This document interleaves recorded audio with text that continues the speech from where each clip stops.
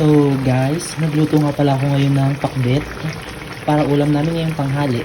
Ipapatikim natin to sa aking butihing nanay kung sakto lang ba ang aking pagkakaluto. Pero may twist, lalagyan natin siya ng asin. Ito po ang asin namin, kukuha po tayo dito ng konting kutsara. Ganyan lang, para hindi siya masyadong maalat. Kasi lalagyan natin siya dito, kukuha tayo ng sabaw. At atin po itong ipapatikim sa aking butihing nanay. Tara guys, let's go. Huwag kang maingay, Papa. Ma! Oh, Tikman mo to, kung okay na yung lasa. okay na yan. Templado ko na yan. Templado ko na yan. Ay, baka nilagyan mo ng maalat. Hindi. Hindi.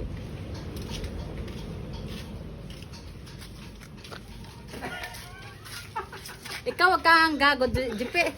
Sipain kita eh.